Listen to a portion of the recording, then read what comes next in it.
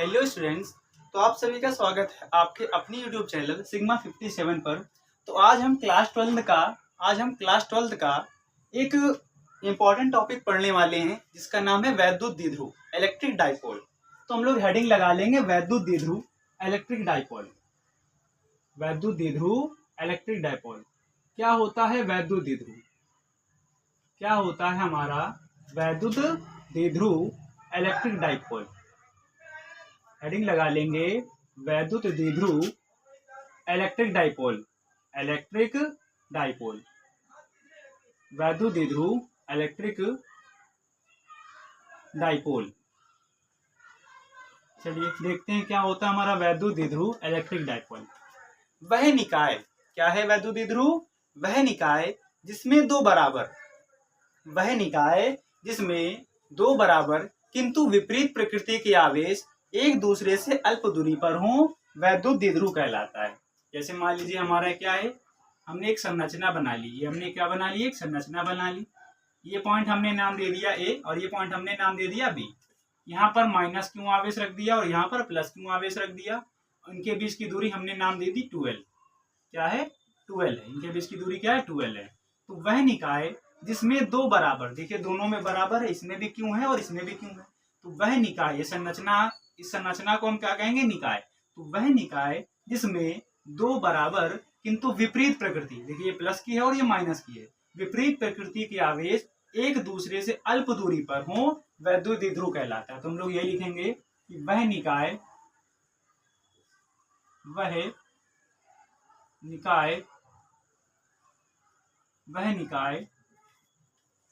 जिसमें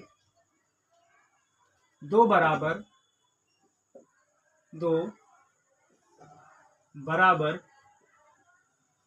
वह निकाय जिसमें दो बराबर किंतु विपरीत प्रकृति के आवेश, दो बराबर किंतु विपरीत प्रकृति के आवेश,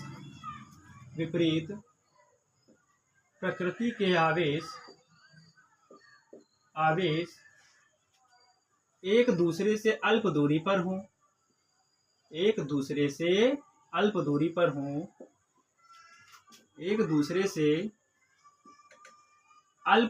हों,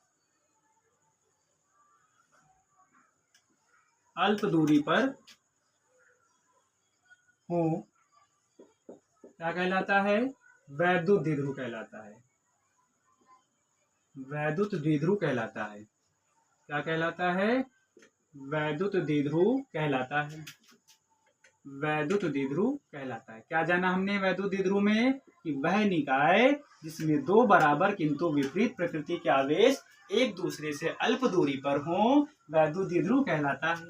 अब देखिए क्या है, दोनों आवेशों में से एक आवेश, दोनों आवेशों में से एक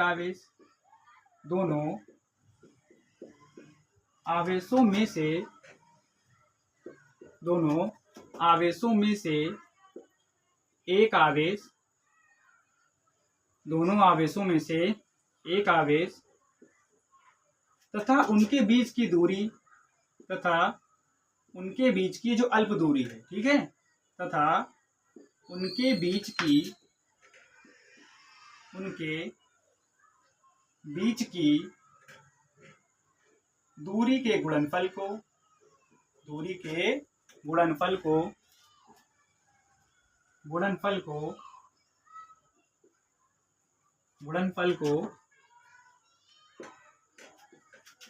द्विध्रुव का वैद्युत द्विध्रुव आघूर्ण कहते हैं। क्या कहते हैं? द्विध्रुव का वैद्युत द्विध्रुव आघूर्ण कहते हैं।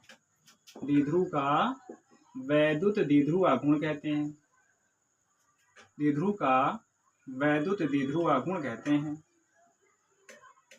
वैद्युत द्विध्रुव आघूर्ण कहते हैं।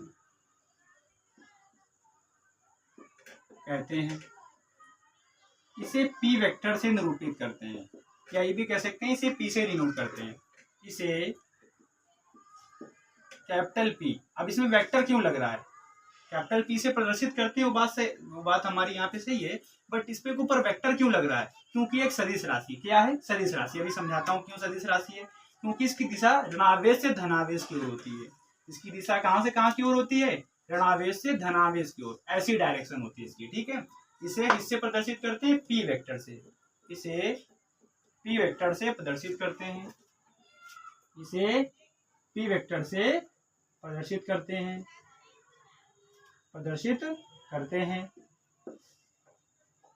इसे P वेक्टर से प्रदर्शित करते हैं। अगर कोई इसके फॉर्मूले की बात करे तो फॉर्मूला क्या बनाओगे? परिभाषा से दोनों आवेशों में से हमने क्या किया? एक आवेश उठा लिया, माइनस प्लस अब यहाँ नहीं लगेगा, और उनके बीच की दूरी 12 उठा ली। इनके गुणनफल को हम क्या कहते हैं? द्विध्रुव का वैद्युत द्विध्रुव आघूर्ण कहते हैं, जिसे हम P वेक्टर से डिनोट करते हैं। अब यहाँ पे वेक्टर लगाने की वजह यह है क्योंकि एक सदिश राशि है, अर्थात यहाँ से हमारा फॉर्मूला क्या बनेगा? P बराबर 2QL। क्या बनेगा? P बराबर 2QL। अब दो तो अचर राशि है तो इसका कोई मात्रक नहीं बनेगा, बट आवेश का मात्रक कूलाम और लंबाई का मात्रक मीटर, तो इसका मात्रक क्या बनेगा? Coulomb metre. क्या बनेगा? Coulomb metre. तो आप सभी लोग नीचे लिख लीजिएगा, मैं यहाँ लिख रहा हूँ, आप लोग लिख लेंगे नीचे। इसका मात्रक कूलाम मीटर होता है, इसका मात्रक कूलाम मीटर होता है, इसका मात्रक कूलाम मीटर होता है। यह एक सदिश राशि है, यह एक सदिश राशि है, यह एक सदिश राशि है, यह एक सदिश राशि है।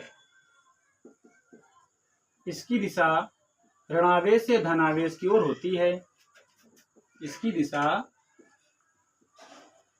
ऋणावेश से धनावेश की ओर होती है, इसकी दिशा ऋणावेश से धनावेश की ओर होती है, धनावेश की ओर होती है, इसकी दिशा ऋणावेश से धनावेश की ओर होती है, तो देखिए एक बार समझ लेते हैं क्या है वैद्युत द्विध्रुव। क्या बताया हमने इसमें कि वैद्युत द्विध्रुव क्या है?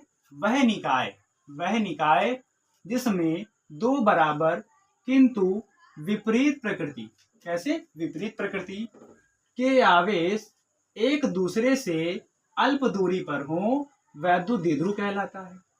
और दोनों आवेशों में से एक आवेश और आवेशों के बीच की दूरी के गुणनफल को द्विध्रुव का वैद्युत द्विध्रुव आघूर्ण कहते हैं। इसे P वेक्टर से डिनोट करते हैं। फॉर्मूला क्या बनेगा इसका? P बराबर Q इंटू 2L, तो सीधा सीधा निकलेगा 2QL। अब आवेश का मात्रक कूलाम और लंबाई का मात्रक मीटर, इस आधार पर इसका मात्रक क्या बनेगा? Coulomb metre. यह एक सदिश राशि है क्योंकि इसकी दिशा ऋणावेश से धनावेश की ओर होती है।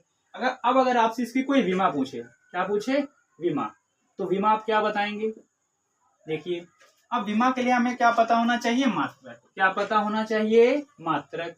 मात्रक क्या है? Coulomb metre. क्या है? Coulomb metre. अब देखिए आवेश की विमा, क्या होती है हमारी? AT। आवेश कूलाम, आवेश की विमा क्या होती है? AT। और मीटर लंबाई की विमा L, तो इसकी विमा क्या हो जाएगी? ATL। इसकी विमा क्या हो जाएगी हमारी? ATL। उम्मीद करता हूँ आपको ये टॉपिक समझ में आ गया होगा। आप सभी लोग इसका स्क्रीनशॉट ले लीजिए। और मैं आपको कुछ वैद्युत द्विध्रुव के बारे में और बताना चाहता हूँ कि वैद्युत द्विध्रुव में वैद्युत क्षेत्र की तीव्रता कब और कहाँ कैसे होती है।